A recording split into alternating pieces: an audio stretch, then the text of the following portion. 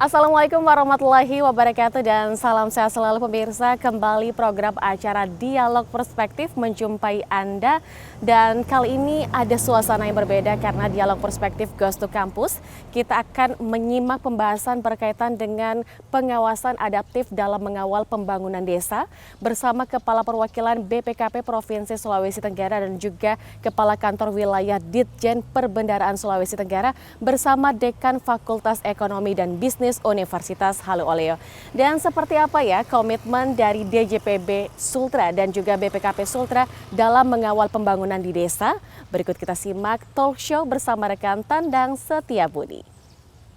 Assalamualaikum warahmatullahi wabarakatuh. Salam sehat untuk kita semua.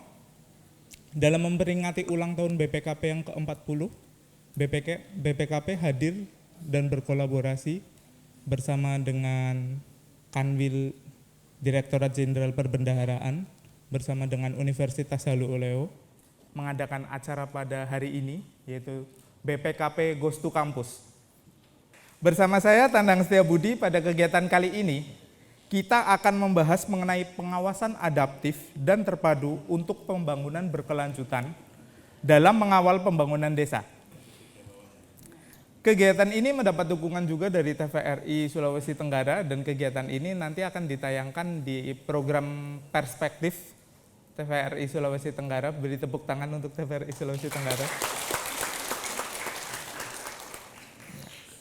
Kita akan membahas hal ini, pengawasan adaptif dan terpadu untuk pembangunan berkelanjutan dalam mengawal pembangunan desa bersama dengan narasumber-narasumber kita yang telah hadir di sini. Langsung saja kita sapa narasumber kita. Ada Pak Panut di sini. Selamat datang Pak Panut, Kepala Perwakilan Badan Pengawasan Keuangan dan Pembangunan. Sudah ada juga Pak Syarwan, selamat datang Pak Syarwan.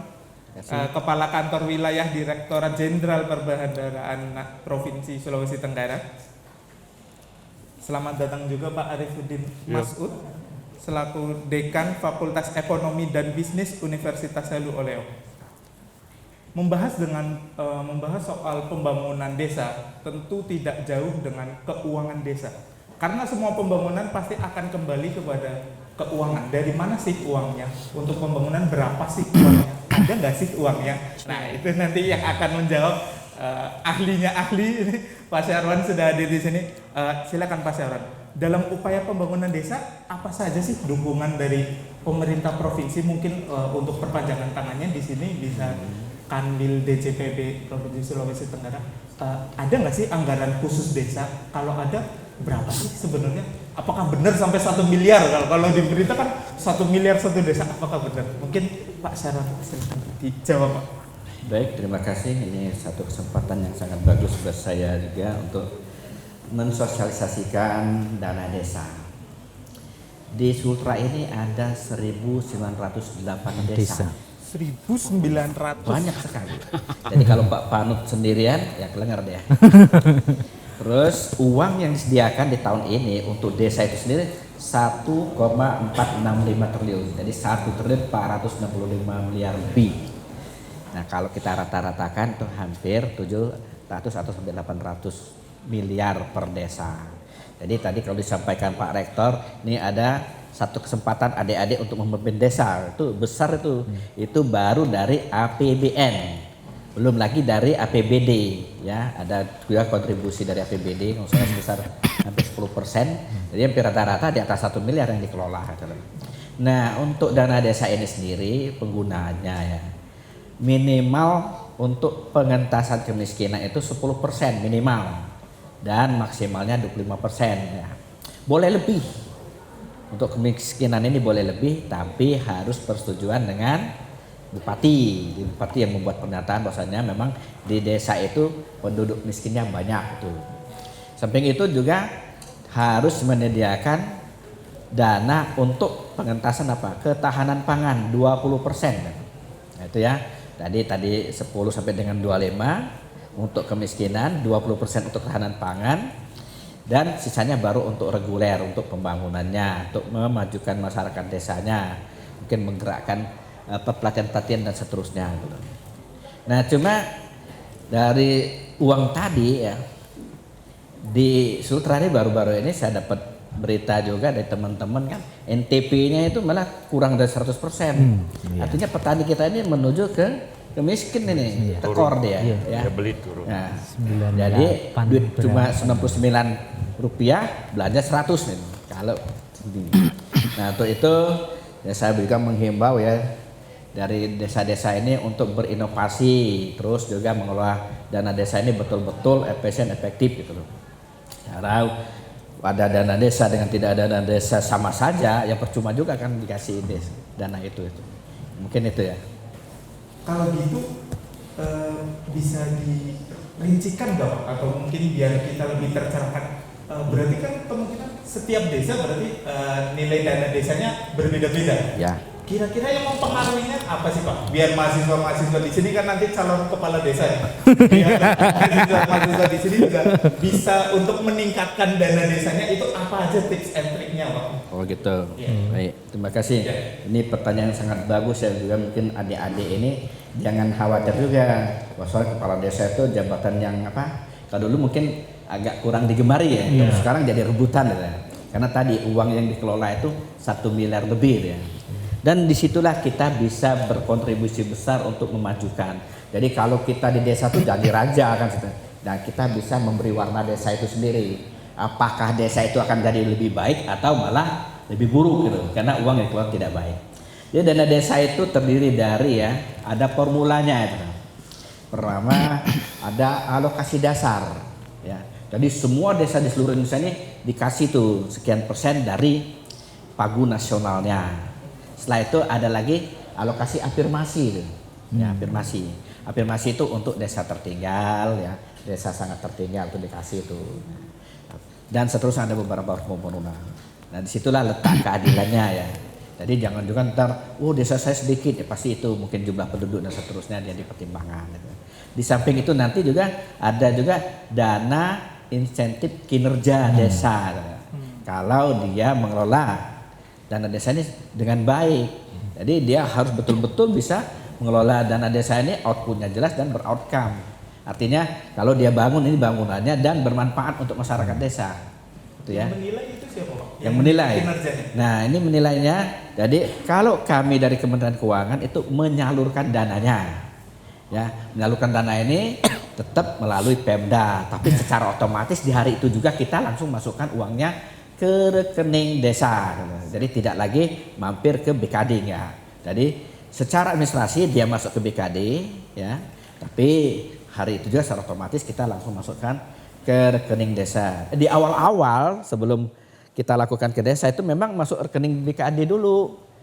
Nah ini dulu kita pasang peraturan ya, harusnya 7 hari setelah kami masukkan rekening BKD itu harus segera ditransfer, tapi nyatanya ada yang 3 bulan, ada yang 4 bulan. Makanya akhirnya kita langsungkan ke situ. Tadi ditanya bagaimana sih tips and triknya gitu ya. Untuk meningkatkan. Memang salah satu motor untuk membangun desa itu harusnya dia punya BUMDes gitu. BUMDes, badan usaha milik desa gitu. Kalau nggak ada BUMDes ya sama aja dari uang dibangunkan habis. Tapi kalau dengan BUMDes, uang itu kita investasikan dan BUMDes ini membangun satu usaha. Dan saya sangat yakin kalau memang pengelolaannya bagus, pasti sukses. Ini saya di beberapa tempat yang waktu saya di NTB, saya pernah mendampingi namanya Desa Kembang Kuning. Dia mengelola kebutuhan pokok masyarakat saja tuh, awalnya. Ya, tapi dengan cukup modern. Karena saat ini hampir semua penduduk ya, baik adik-adik mahasiswa, abang becak pun sudah pegang HP kan.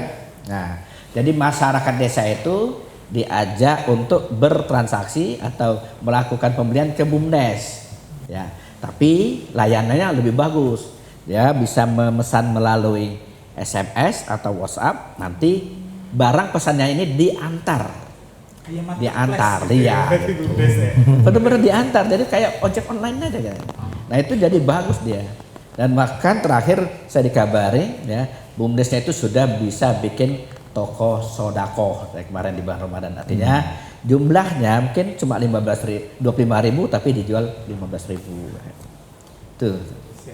Jadi Untuk desa maju harus punya BUMDes. Gitu. Itu ya teman-teman mahasiswa. Jadi kalau besok teman-teman jadi kepala desa, pastikan punya BUMDes ya, biar anggarannya menaik. Sepertinya Pak Dekan udah memikirkan juga ini masukan-masukan buat daerah terkait BUMDesnya. Tapi nanti dulu Pak Dekan, masukannya ditahan dulu. Tadi saya mendengar terkait BUMDes dan mendengar bahwa ada 1908 desa dan anggaran 1,4 T ya. 1,465. Gimana? 1.465 miliar lebih. 1.465 miliar lebih. miliar lebih. Itu uang semua itu ya. Nah, uang yang segitu banyaknya pasti kan harus ada yang mengawasi ya. Dan tidak ada namanya pengendalian internal yang bisa menjamin tidak adanya fraud. Mungkin pertanyaan selanjutnya ke Pak Panota, terkait jumlah anggaran yang segitu, kira-kira peran BPKP yang sudah dilakukan apa sih Pak untuk mengawasi keuangan desa? Terima kasih Mas MC. Mungkin sebelum saya menjawab peran BPKP untuk mengawasi tadi dana tadi yang disampaikan Pak Sarwan sampai 1,4 triliun sekian gitu. Tadi dibilang itu uang semua tuh, kalau segitu di ruangan ini mungkin penuh hampir mungkin 1,4 triliun. Tapi tadi kalau dibagi di sekitar 1908 desa ya dapatnya ntar 1 miliaran sekian lah rata-rata mungkin seperti. Nah, tadi ditanyakan kira-kira peran BPKP seperti apa. Nah, sebelum saya sampaikan perannya, lah BPKP tadi sudah ditanyakan ke MC tadi, ke adik-adik juga melalui peran apa BPKP gitu ya. Nah, ntar kalau BPKP sebagai auditor internalnya presiden gitu. Atau lebih ntar kalau adik-adik dibaca di medsos sebagai APIP-nya gitu, sebagai APIP-nya presiden. Dan ntar yang jadi pertanyaan juga ke adik-adik juga kan ada BPKP, ada juga BPK gitu kan, ada juga BPK gitu. Itu lembaga yang sama atau berbeda gitu. Nah, mungkin di kesempatan ini juga saya sampaikan ke adik-adik bahwa BPKP itu sebagai auditor internalnya pemerintah dalam ini presiden. Kalau BPK itu eksternal. Dia kalau dalam tata pemerintahan dia sejajar dengan presiden. Dia mengawasi juga pemerintah. Tapi kalau BPKP itu internalnya, atau kalau saya analogkan di UHO, kalau presidennya itu rektor, BPKP itu SP-nya, Pak Antoknya lah gitu sebagai BPKP-nya, itu internalnya pemerintah. Lah, BPKP diatur dalam Perpres 192 tahun 2014. Dan sudah diubah dengan Perpres tahun 20 tahun 2023. Lah itu tugasnya yaitu melakukan penyelenggaraan urusan pemerintah di bidang pengawasan keuangan negara dan daerah dan pembangunan nasional. Lah, pengawasan tadi kalau kita kaitkan desa, sumber dari dana desa tadi, sebagian besar dana desa tadi dari APBN, dari pemerintah pusat gitu. Lah, itu juga masuk keuangan negara yang diawasi oleh BPKP. BPKP juga mengawasi dana desa yang disalurkan ke Pak Sarwan, termasuk pengelolaannya oleh perangkat-perangkat di desa. Tapi tadi sudah disampaikan ke Pak Rektor juga, karena banyaknya sampai 1908 desa dan kami auditornya sekitar 60-70, kalau melihat semua juga tidak bisa. Makanya kami juga berkolaborasi dengan APIP-APIP yang lain. Kalau APIP di tingkat provinsi ada inspektorat provinsi, dan kalau di kabupaten kota ada inspektorat kabupaten kota. Kebetulan kalau dana desa tidak ada di kota, adanya di kabupaten, dan itu juga kami bersinergi berkolaborasi untuk melakukan pengawasan. Tidak hanya BPKP, juga bersinergi melibatkan juga teman-teman di inspektorat daerah. Mereka juga auditor-auditor yang ada di pemerintah daerah. Kira-kira itu yang peran BPKP, tidak hanya sendiri, juga bersama-sama dengan APIP lain, terutama di inspektorat daerah, juga melakukan pengawasan. Dan pengawasan tadi sudah disinggung, tidak hanya assurance tapi juga consulting, mendampingi tata kelola dalam pengelolaan keuangan desanya. Dan mungkin pada kesempatan ini juga kita juga ingin bersinergi, berkolaborasi dengan ya Pak Dekan, entar adik-adik mahasiswa, entar misalnya kalau Pak KKN, tadi Pak Rektor sudah menyebutkan KKN tematik, juga bisa melakukan atau membantu teman-teman desa gimana mengelola uang yang per desa sekitar 1 miliaran itu menjadi akuntabel, kira-kira itu. Itu sementara itu. Berarti paradigma yang beredar di masyarakat bahwa auditor itu harus mencari kesalahan akuntan, itu berarti salah ya? Ya, auditor tadi udah disampaikan di pertanyaan, itu perannya tidak assurance aja, mengaudit, nyari temuan, cari kesalahan, enggak. Tapi peran seorang auditor internal, mungkin Pak Dekan sudah ini ke adik-adik mahasiswa, peran internal auditor itu juga sebagai consulting juga.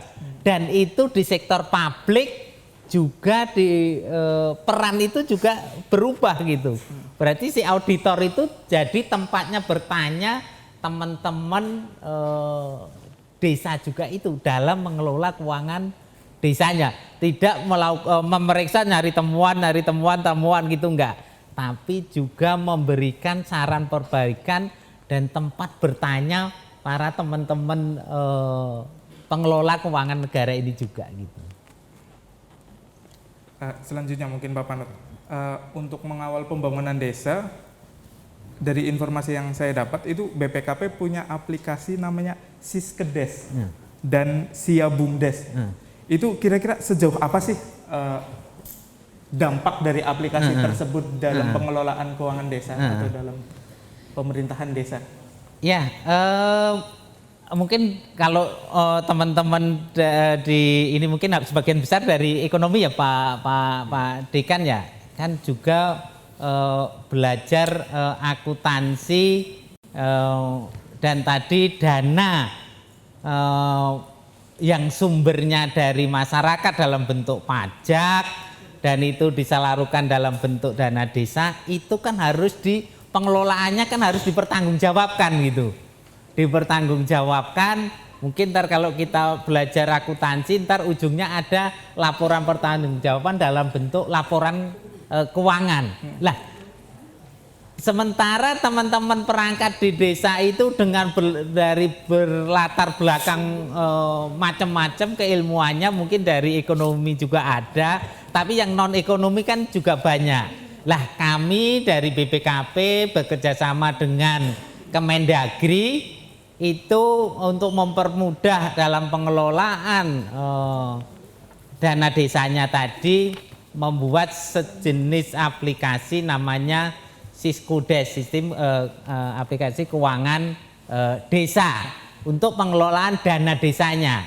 Tapi untuk tadi BUMDesnya, badan usaha milik desanya, kami juga dari BPKP juga mengembangkan Siabumdes. Sehingga teman-teman pengelola di desa tadi dari bukti-bukti transaksi, misalnya pembelian dan sebagainya, itu bisa diinput di aplikasi, ntar ini transaksi akuntansinya ntar bisa langsung membuat laporan keuangannya.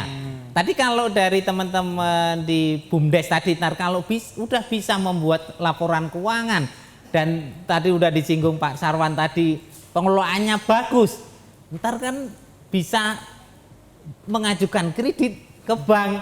Oh, baru dia punya profit gitu, punya profit. Oh, ntar bank-bank pasti banyak akan menyalurkan kredit-kreditnya ke BUMDes itu, sehingga roda perekonomian di desa akan bergerak terus gitu, kan akan maju tentunya gitu.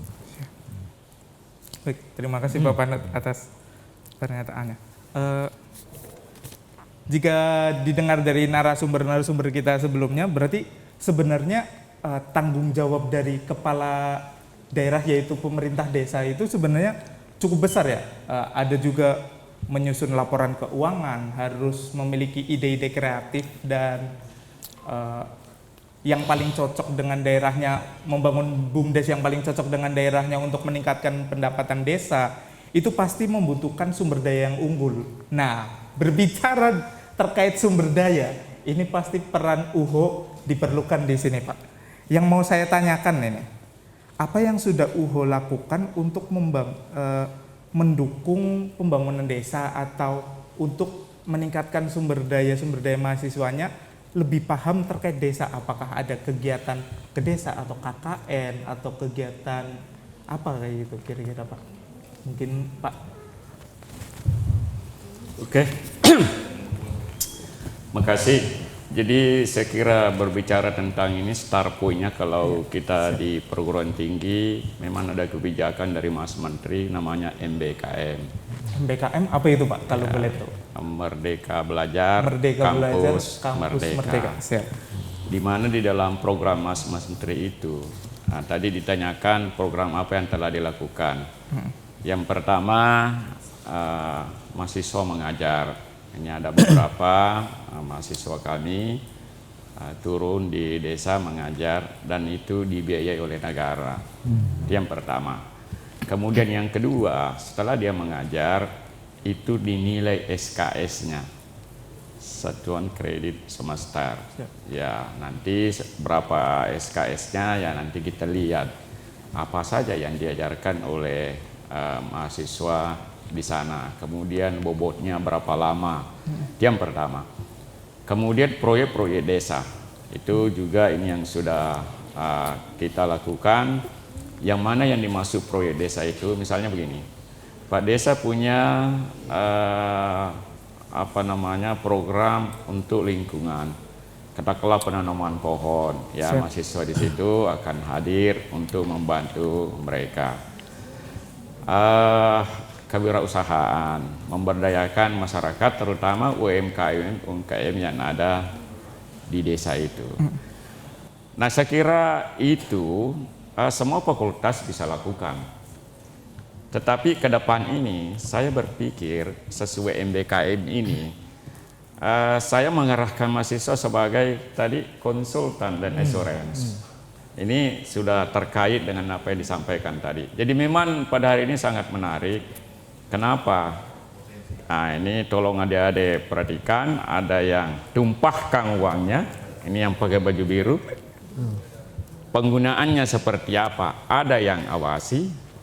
Supaya Pak Desa itu jangan selalu bersentuhan dengan hukum, maka kita harus ajari bagaimana membuat pelaporan tadi yang TT itu.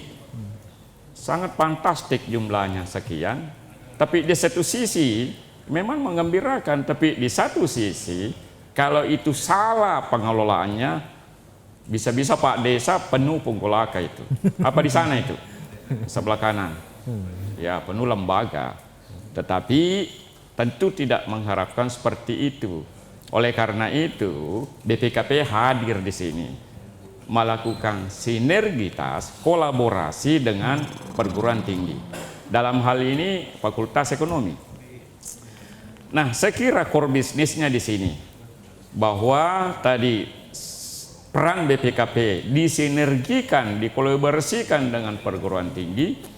itulah tadi bagaimana menjadi assurance, bagaimana menjadi konsultan, sehingga nanti tidak ada masalah yang terjadi. Nah, oleh karena itu, ini adik-adik, jadi perlu saya sampaikan, terutama yang punya uang ini, Dirjen Anggaran, kemudian dari BPKP, bahwa bagaimana supaya tidak menimbulkan masalah bagi kepala desa. Tolong didengar adik-adik peserta bahwa ke depan, jadi ini yang hadir Pak, saya minta rata-rata yang mau KKN. Yang angkatan 2020-an lah yang giliran punya sekarang. Di sini program pemerintah ada namanya KKN tematik. KKN tematik ini, tolong didengar baik-baik. KKN tematik ini nanti akan diberangkatkan dengan bukan berangkat dengan tangan kosong. Artinya apa? Nanti Anda berangkat itu membawa program. Apa programnya itu? Ini 3 jurusan, tolong dicangkan baik-baik. Jadi memudahkan Anda tidak pusing lagi. Apa yang harus kita bawa ke sana? Sekarang sudah jelas. Apa itu? Itulah tadi Siskuides, ya, sistem keuangan desa, dan Sia Bumdes. Itu nanti yang adik-adik jadikan program untuk KKN tematik. Dan ingat, jadi pilot proyek ini kita sudah ada MOU dengan 4 desa di sini. Desanya lagi sengaja kita cari yang dekat-dekat dengan Kota Kendari. Jadi adik-adik sangat dimudahkan. Nah, sekarang bagaimana pelaksanaannya nanti? Itu yang dibawa. Dan outputnya nanti itu adalah laporan keuangan desa. Jadi saya berharap dan saya minta, saya tidak mau dengar nanti bahwa ada laporan dari kepala desa bahwa mahasiswa ekonomi tidak bisa lakukan itu. Karena nanti adik-adik setelah ini akan di job training, katakanlah begitu ya, di workshop kalau itu, ataukah pelatihan, nggak tahu sebetulnya seperti apa. Sehingga itulah nanti menjadi bekal untuk turun. Sehingga kalau saya dikatakan apa kontribusi Fakultas Ekonomi terhadap pembangunan desa, itulah kontribusinya luar biasa itu. Dan mudah-mudahan ini bisa menjadi pilot project. Tolong Pak Cover di-expose mungkin di BPKP. Mudah-mudahan bisa menjadi pilot project untuk Indonesia ini. Artinya apa? Mudah-mudahan belum ada yang lakukan, sehingga di sini bisa menjadi benchmark bahwa BPKP Perwakilan Sulawesi Tenggara itu melakukan kerjasama ya sekaligus untuk penerapan Merdeka Belajar Kampus Merdeka tadi. Sekira itu. Terima kasih informasinya Pak Arifudin. Pembahasannya mulai menarik, mulai masuk ke inti pembicaraan terkait pembangunan desa. Tapi mohon izin kita break sejenak.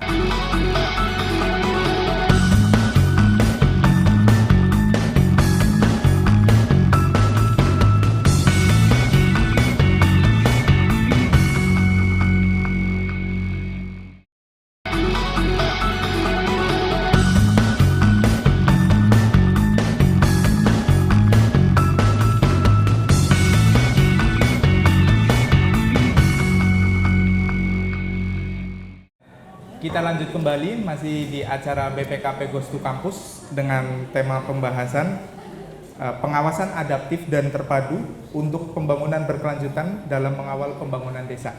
Masih dengan narasumber-narasumber kita yang luar biasa. Mungkin kita mengulang lagi Pak tadi kepada Pak Arifudin. Tadi Bapak membahas terkait kontribusi dari Universitas Saldo Oleo, ada salah satunya yaitu ada training pelatihan. Yang mau saya tanyakan itu training pelatihan itu sendiri apakah terbatas untuk jurusan akuntansi di Fakultas Ekonomi dan Bisnis atau bisa semuanya mengikuti training pelatihan itu? Mungkin bisa tahu. Baik, terima kasih. Jadi di dalam ruangan ini yang hadir ada 3 jurusan. Ada ilmu ekonomi, ada manajemen, dan ada akuntansi. Itu artinya apa? Bahwa semua adik-adik yang akan melakukan KKN tematik yang KKN tematik itu membawa program ke desa, itu nanti menjadi kewajiban Anda 3 jurusan ini untuk mengikuti pelatihan atau training ya, mungkin tidak tahu apa istilahnya nanti dari BPKP. Pelaksananya itu BPKP. Jadi adik-adik semua jurusan ini di Fakultas Ekonomi ya harus ikut. Kalau tadi saya bercerita MBKM dari Mas Menteri yang merupakan kebijakan yang harus dilakukan, misalnya ada mahasiswa mengajar, biarlah mahasiswa mengajar itu domainnya FKIP. Menanam pohon biarlah domainnya Fakultas Kehutanan. Tapi domain kita di sini adalah itu tadi tata kelola, pengelolaan keuangan desa dan BUMDes. Oleh karena itu, adik-adik meringankan, tidak usah lagi mencari program dan kegiatan apa yang dilakukan, cukup itu saja. Cukup itu. Nah, nanti setelah di sana ya mungkin bisa jadi problem juga sih itu transparansi dari kepala desa. Tapi ini ya kita bersinergi lagi dengan BPKP, bagaimana nanti di lapangan itu supaya semua pengelola keuangan desa itu atau aparat desa itu, para desa itu ya termasuk desa, kemudian ya sekretaris dan sebagainya, itu nanti yang memberikan data-data, kemudian adik-adik akan olah itu. Jadi itu yang mau dijual di sana, ya. Dan nanti setelah outputnya laporan dari situ akan diaudit, akan diperiksa oleh BPKP. Jadi supaya tidak banyak problem, tadi dikatakan, loh bagaimana BPKP cuma 60-an menghadapi 1000 desa itu kan ribet. Nah oleh karena itu ya kemungkinan yang terjadi itu BPKP menangkapnya, sehingga bagaimana kalau sebelumnya pengelola desa itu dibantu dalam pertanggungjawaban atau penyusunan laporan pertanggungjawabannya oleh mahasiswa, dan memang menjadi program dari kementerian, dalam hal ini Mas Menteri tentang itu tadi, dia berfungsi sebagai konsultan di desa, konsultan dalam hal ini ya itu. Jadi tolong saya minta semua di kajur Anda ketua jurusan 3 prodi, yang saya minta adalah mahasiswa yang mau KKN. Semester 4 saya tidak undang di sini. Nah oleh karena itu itu nanti begitu mau berangkat, dan desanya sudah siap. Kita sudah ada MOU dengan 4 desa di sana. Jadi nanti kalau berkembang ya mungkin kita akan bicarakan dengan BPKP, misalnya pilot proyek dulu, misalnya yang dekat-dekat Kabupaten Konawe. Itu aja dulu deh semua desa. Oke. Nah, Pak Rektor bisa mengalokasikan desa A, si ini, desa B, sini, sehingga semua merasa terbantu. Mungkin juga di daerah tetangga kita konsel, yaitu ya nanti ke depan kita minta bantuan dari BPKP menunjuk itu, atau ada mungkin yang titik-titik yang dianggap tadi dikatakan Pak ada beberapa bermasalah itu, titik-titik itu kenapa bermasalah sih? Ya mungkin bermasalahnya itu karena ketidaktahuan dalam membuat itu. Disinilah perguruan tinggi harus hadir ya dalam rangka itu tadi ya, dan tidak salah juga sih karena memang ada namanya tridharma dalam hal ini, pengabdian kepada masyarakat. Saya kira. Terima kasih Pak Arifuddin. Tadi dibahas lagi sama Pak Arifuddin terkait permasalahan-permasalahan di desa. Itu kan berarti nanti balik lagi ke BPKP berarti ya Pak. Ya. Adanya audit penghitungan kerugian keuangan negara. Tapi sebelum ke sana Pak, kalau dari tadi saya lihat terkait kegiatan konsultasi di daerah, ada kegiatan audit, itu kan pasti perlu bertemu dengan pelakunya, baik itu pelaku pemerintahan desa maupun pelaku pemerintahan di daerahnya masing-masing. Kita tahu kemarin ada yang namanya wabah COVID, itu cukup menghambat BPKP sendiri nggak sih Pak dalam melakukan consulting maupun assurance? Terima kasih. Memang tadi ya pas kemarin pas COVID kita tidak boleh bertemu tatap muka, itu peran BPKP gimana, apa berhenti gitu. Itu. Padahal Tidak. kan kita tetap harus mengawasi Iya. gitu loh. Dan dana desa atau pengelolaan APBN, APBD semua juga harus jalan. Tidak berhenti gitu. Nah, untuk itu BPKP memang menjadi, mungkin tidak di BPKP juga, termasuk di UO, mungkin di Kemenku juga pola kerjanya, metode kerjanya ikut berubah juga gitu. Termasuk kami di BPKP. Lah, untuk itu kami memang sedikit dipaksa gimana kita bisa melakukan pengawasan, assuran dan consultingnya. Lah, kami juga kemarin mungkin saya sebut aja ntar pengawasannya dalam bentuk daring juga gitu ya. Ntar ada aplikasi-aplikasi daring banyak yang kita gunakan. Mungkin paling kasih kami contoh. Misalnya kami melakukan pengawasan fisik. Barang yang dibeli itu betul-betul ada atau enggak. Ya, kalau kami datang ketemu enggak bisa, ya kami pakai media daring tadi, suruh liatin. Oh, ini barangnya ada, enggak fiktif gitu. Itu salah satu bentuk pengawasan kami. Juga kami pemberian bantuan consulting tadi pakai media daring tadi bisa langsung tanya jawab juga.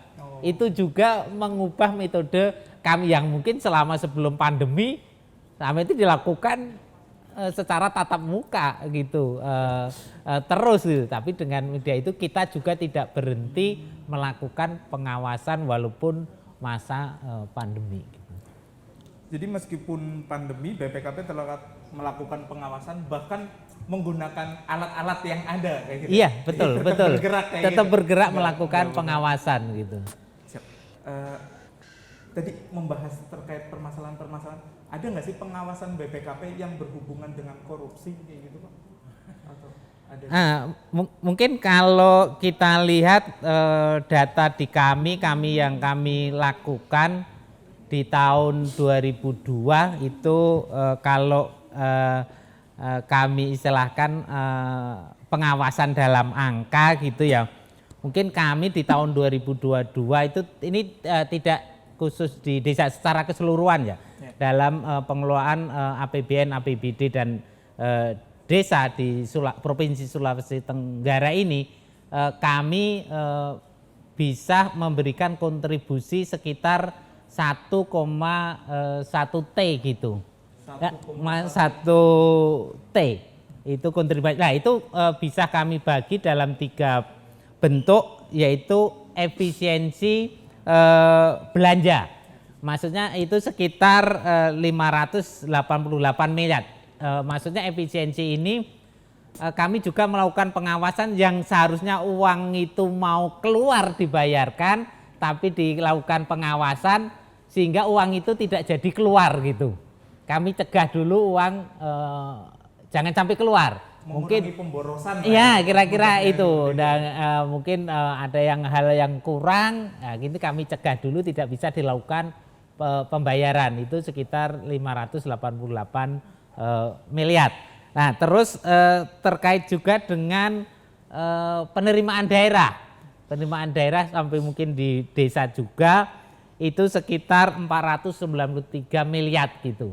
Sehingga pendapatan-pendapatan yang harusnya masuk ke kas negara, kas daerah, kas desa itu yang harusnya masuk itu kami jumpai itu sekitar 493 miliar.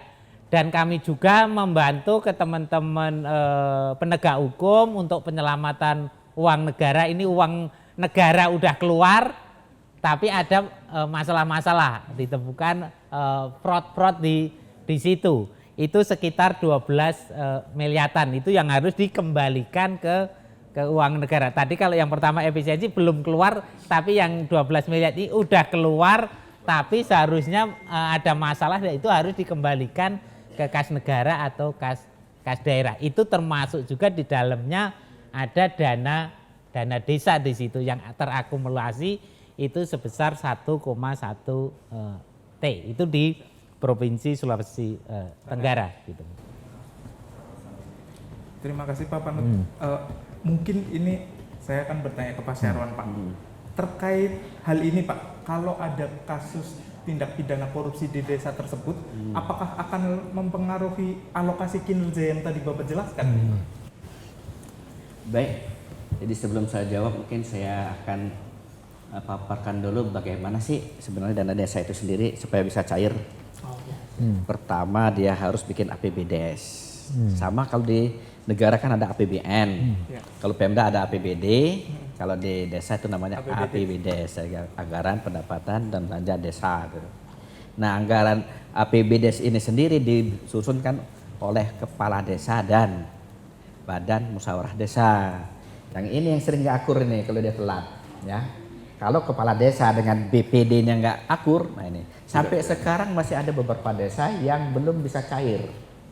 Karena Sehingga ya itu APBDes-nya belum kelar sepertinya gitu. Ya. Jadi kalau APBDes-nya nggak ada, dana desa tidak akan pernah cair. Kenapa? Ya kalau kami cairkan nanti nggak tahu jadi apa itu, dengan ada apa pegangan ya untuk beli apa dan seterusnya. Jadi khawatirkan nanti jadi miss nanti itu ya. Malah bisa dikorupsi juga gitu ya. Nah jadi kalau sudah ada APBDes harus juga nanti Pak Bupatinya tuh bikin surat perintah pemindah bukuan. Jadi di awal kan saya jelaskan tuh dari keuangan masuk rekening BKD, tapi hari itu juga harus dipindahkan ke desa. Nah itulah tadi surat Pak Bupatinya yang memerintahkan itu harus itu. Ya ada lagi pengantar, baru dia bisa cair. Jadi kalau desa yang belum cair artinya antara Kades dan BPD-nya itu harus akur-akur deh. Ya. Tapi kalau nggak akur pasti nggak cair. Tuh. Tadi pertanyaannya apakah yang tadi kinerja? Korupsi, kayak gitu. Kalau berkasus korupsi pasti tidak akan pernah dapat dana insentif kinerja, pasti nggak dapat. Tidak akan dapat Iya. dana insentif Iya. kinerja. Iya. Dan desa itu sendiri ya, kalau nanti Pak Bupatinya itu merekomendasi, tidak akan pernah juga dikucurkan dana desanya. Tapi kami harus menunggu rekomendasi dari Pak Bupati. Dan kalau Bupatinya udah bikin Pak Sarwan, ini nakal nih desanya, blok, ya udah kita blok gitu. Ya, kami tetap melihat dari pimpinan daerahnya apakah dia masih bisa membina desanya atau tidak. Ya. Jadi kalau adik-adik nanti turun, yang pertama dilihat itu adalah APBDes dulu. Ya. APBDesnya dulu lihat. Coba dilihat, mungkin nanti belajarlah gimana cara nyusun APBDes yang baik dan benar gitu. Nanti patokannya itu harus berdasarkan APBDes. Jadi kalau dia belanja di luar APBDes salah tuh, yakin pasti bermasalah. APBDes bisa direvisi atau Revisi boleh, tapi kan harus ada persetujuan tadi kepala desa dan BPD-nya. Ya sama seperti di APBD, harus ada persetujuan dari Pak Bupati dan DPRD-nya sesuai dengan ya ketentuan-ketentuan lah. Sama juga di kita ya di APBN. APBN kan ada kewenangan dari KPA sendiri.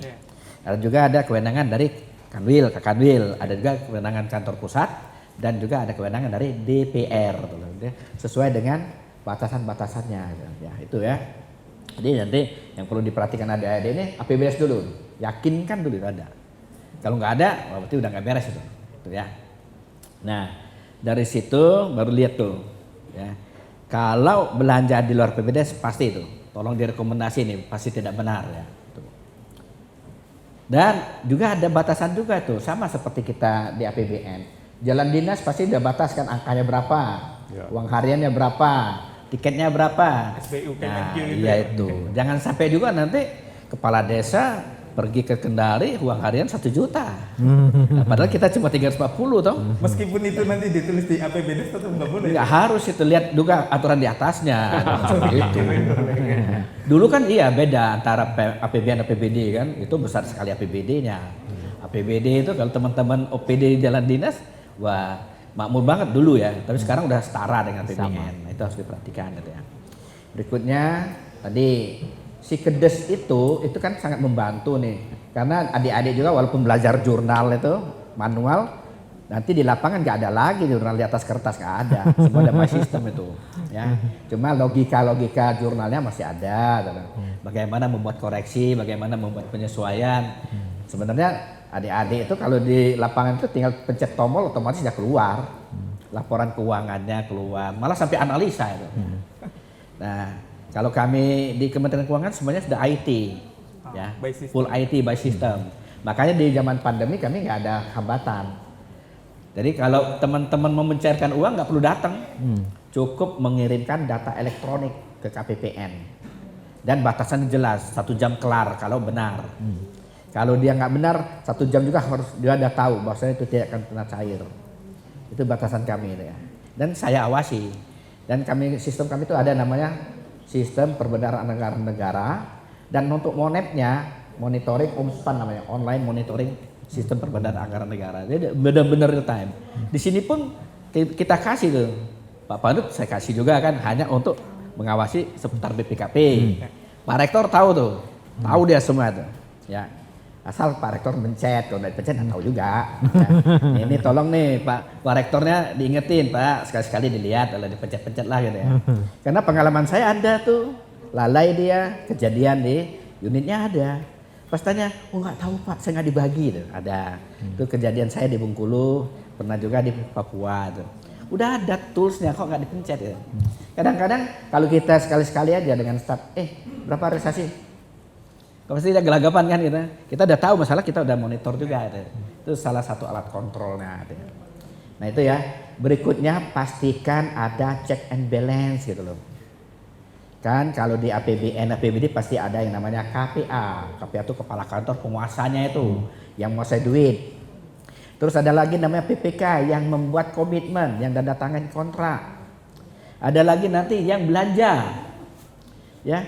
PPK tadi nggak boleh belanja sendiri, harus ada timnya. Terus dia yang tim ini belanja, dia juga nggak boleh terima barang orang lain lagi. Supaya terjadi check and balance, tidak bisa kalau orang judi itu kan kocok sendiri, bagi sendiri ya QQ dia kan, orang judi kan. Gitu. Makanya dia harus ada check and balance. Jadi lihat Pak Kades nggak boleh belanja, gitu. Pak Kades cukup perintahkan siapa yang ditunjuk PPK. PPK tidak boleh belanja, dia hanya tanda tangan kontraknya saja. Ya, harus sedang belanja. Yang terima barang juga nggak boleh tadi yang belanja, orang lain lagi. Sehingga terjadilah check and balance-nya. Jadi kemungkinan korupsinya tidak akan pernah terjadi. Yang terjadi selama ini nih banyak salah ngerti nih kepala desanya. Saat jadi kepala desa pengetahuan kurang, seakan-akan dia raja. Semuanya duitnya punya dia. Ada kasusnya dana desa dikuasai kepala desa untuk beristirahat lagi. Ada nama istri dia. Ada lagi yang judi, ada judi, ya. Judi online. Belum menghilang kan, gitu. Pernah kena juga. Penggandaan uang kan. Itu. Ada juga ikut, ya penggandaan uang ada. Gitu ya. Nah ini tolong diingetin ya, bahwasanya kepala desa itu tak boleh belanja tapi dia memonitor. Dan tadi belanjanya harus sesuai APBDes-nya. Dan dipastikan juga yang dibelanjakan itu bermanfaat. Jangan sampai nanti misalkan bikin jalan desa, tanya jalan ke rumah kepala desa, nggak boleh, harus yang banyak manfaatnya.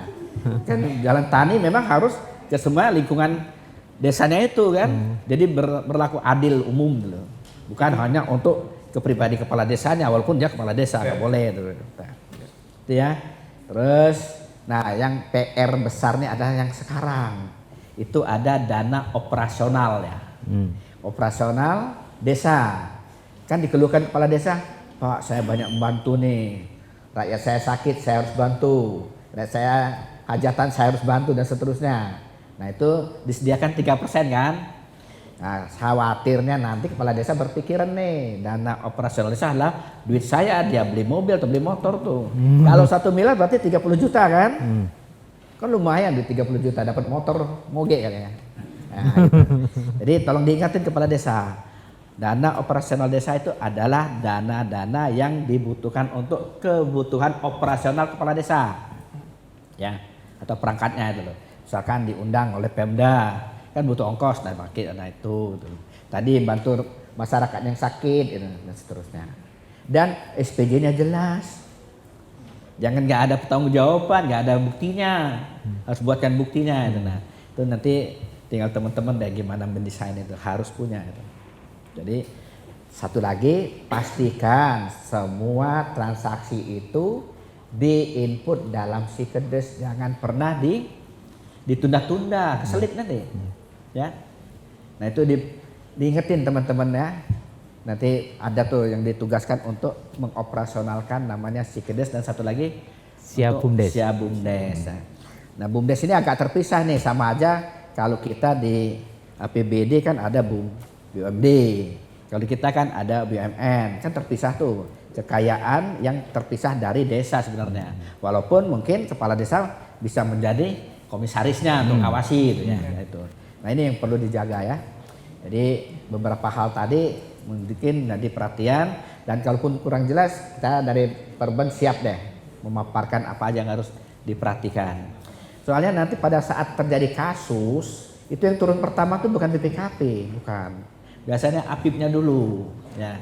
Nah ini kadang-kadang aparat juga ya, toto masuk itu nggak boleh kalau sesuai MOU, harus APIP dulu. Setelah ada kasus kerugian negara, indikasi, nah ini turun BPKP yang ngitungnya. Walaupun kadang-kadang APH pakai tangan orang lain juga nih kadang-kadang. Ya. Padahal yang benar tuh APIP, ada indikasi kerugian negara, BPKP. BPKP udah merekomendasi baru APH kan gitu-gitu. Jadi itu ya. Nah, sekali lagi apa yang saya jelaskan tadi kalau kurang jelas atau memang perlu persiapan, silahkan deh berkoordinasi dengan kami siap deh. Bagaimana ilmu perbendaharaan itu diterapkan di desa. Nah, supaya nanti teman-teman BPKP akan lebih mudah lagi. Oh ini alurnya, di sini lubangnya gitu. Ya, gini tuh. Terima kasih banyak Pak Syafan atas informasinya. Mungkin yang terakhir Pak Panel. Tadi kan Pak Syafan sudah menjelaskan terkait anggarannya, terkait dana desanya. Tapi saya belum menangkap sebenarnya kegiatan apa aja sih, real kegiatannya, mungkin biar calon-calon auditor di sini sama calon-calon kepala desa di sini tahu kira-kira kalau pendampingan yang dilakukan BPKP itu gimana, kalaupun assurance yang dilakukan BPKP terkait dana desa itu gimana? Bentar, saya kasih tahu dulu. Jadi belanjanya kan melalui APBDes. Di awal kan saya sudah sampaikan ada untuk pengentasan kemiskinan 10% sampai 25%. Artinya sisanya itu untuk tahanan pangan 20%. Jadi kalau 25 tambah 20 kan 45. Artinya sisanya baru untuk membangun desanya dan mesejahterakan masyarakatnya, mungkin kasih pelatihan itu. Jadi di situ harus tertuang dalam APBDes. Nah itu ya. Nah sekali lagi ini dilihat nih untuk pengentasan kemiskinan ini jangan sampai juga mengada-ada. Banyak nih desa mengada-ada ya. Pernah nggak? Nanti coba dilihat ya. Tolong direkomendasi juga. Banyak desa itu nanti rumahnya bagus tapi di stempel miskin. Itu artinya pemilik rumah mengharapkan BLT. Bener itu. Jadi kepala desanya nggak berani sehingga di stempel lah tuh miskin gitu. Nah itu kalau saya turun biasanya saya ngomong, Bapak Ibu yang menerima BLT padahal mampu, hati-hati nanti miskin beneran. Kenapa? Saat menerima uang tangannya di mana? Di bawah kan, tangannya dua kan, gini kan. Doa itu, hati-hati nanti kalau malaikat yang lewat, amin, nah miskin beneran gitu. Beneran gitu. Yang gampang kok Allah kalau memiskinkan orang itu kasihnya angin puyuh, habis kan? Atau diskonsletkan listriknya, wassalam kan gitu. Nah itu. Jadi mungkin salah satu pesan saya juga untuk adik-adik kan, mereka kalau dengan mahasiswa kan agak nge-fair juga kan, lihat karena adik-adik ini kan masih betul-betul pure gitu kan, nggak ada macam-macam ya. Nah itu mungkin perlu juga dicatat, nanti dilaporkan nih kenapa gini gitu. Dan perlu juga dikasih masukan juga ke perbendaharaan, jadi kami tahu berapa sih sebenarnya yang benar-benar tidak tepat sasaran untuk BLT itu. Karena pemerintah sangat banyak bantu, banyak banget bantuannya. Selama COVID itu banyak banget ya. Mulai dari PKH, program keluarga harapan. Ada lagi BST, bantuan sosial tunai. Ada lagi BPNT, bantuan pangan non tunai.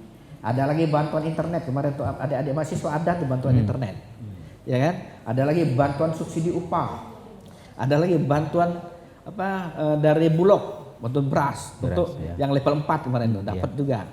Banyak sekali bantuan-bantuan itu.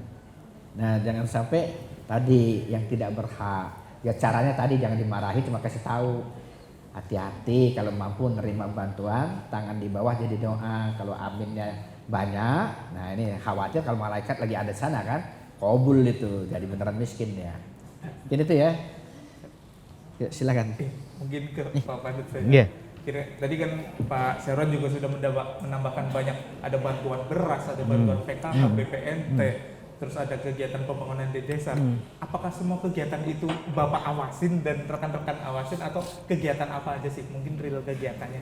Ya, tadi udah disinggung pas Covid ya, bantuan-bantuan itu ke masyarakat miskin ya. Nah, kemarin kalau di pemerintah kan ada namanya DTKS, Data Terpadu Kesejahteraan Sosial. Seharusnya semua data di situ yang akan mendapat penerimanya di situ seharusnya. Itu mau pemerintah pusat, provinsi atau kabupaten termasuk desa, kalau mau memberikan bantuan harusnya base datanya dari situ gitu. Nah, tapi waktu Covid itu mungkin semua baru pada melek semua gitu. Ternyata di DTKS itu datanya belum 100% benar gitu ya. Nah, mungkin dari waktu itu kami lakukan pengawasan, itu mungkin ada orang yang udah meninggal, datanya udah ada. Nicknya ganda, tidak ada nicknya. Pokoknya macam-macam, sehingga kami mengcleansing data DTKS itu. Mungkin bisa jutaan data yang kami keluarkan, kami cleansing gitu ya.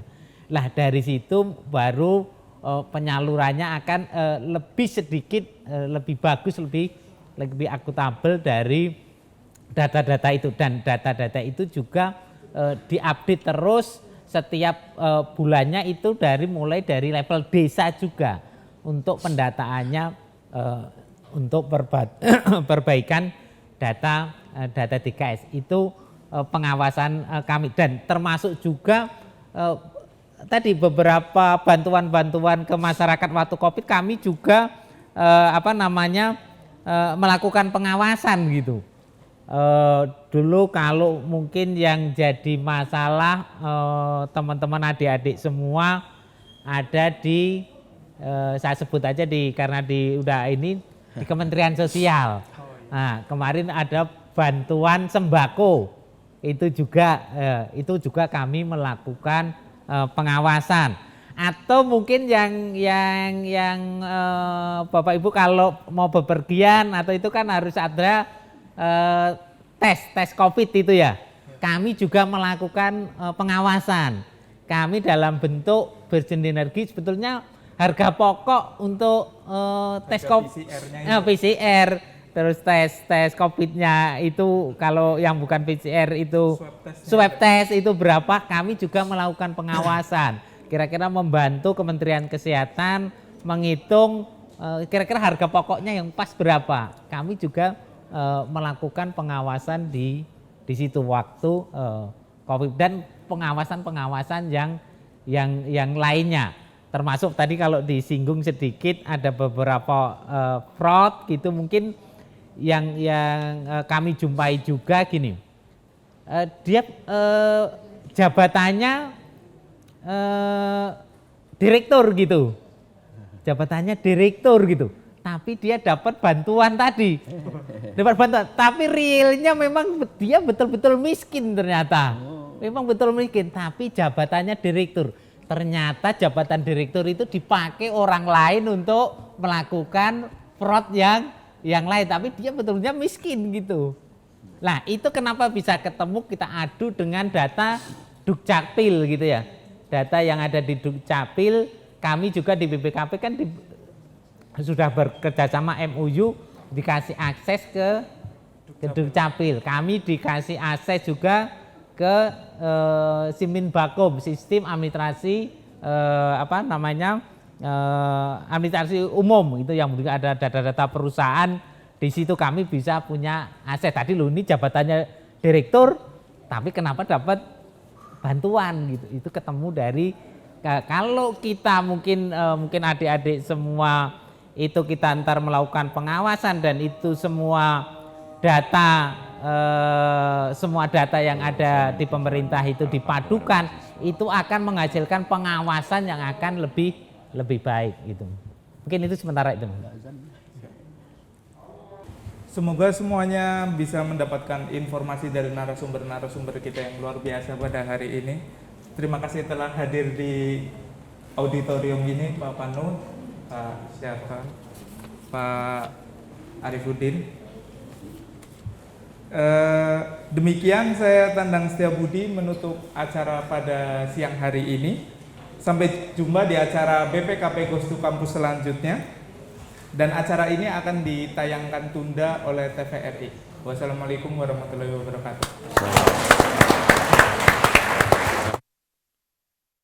Ya, pemirsa, dalam pembahasan talk show bertema pengawasan adaptif dalam mengawal pembangunan desa bersama BPKP Provinsi Sulawesi Tenggara, Fakultas Ekonomi Bisnis Universitas Halu Oleo dan juga Ditjen Perbendaharaan Sulawesi Tenggara diharapkan para mahasiswa melalui program pemerintah yaitu KKN tematik dapat membantu peran BPKP Sultra dan juga menjadi perpanjangan tangan dari pemerintah dalam melakukan kontrol pemanfaatan dana desa dan juga membantu pemerintah desa dalam melakukan pelaporan dana desa dengan baik melalui kuliah kerja nyata pada saat mereka berada di lapangan nanti. Karena untuk mewujudkan tata kelola keuangan yang baik ini membutuhkan sinergitas dan kerjasama semua pihak, termasuk mahasiswa boleh ikut ambil andil di dalamnya. Demikian program acara Dialog Perspektif dan juga talk show bersama BPKP Goes to Campus. Semoga apa yang kita bahas hari ini bisa bermanfaat untuk kita semua. Dan mewakili kerabat kerja bertugas, saya Indah Permata pamit undur diri. Wassalamualaikum warahmatullahi wabarakatuh.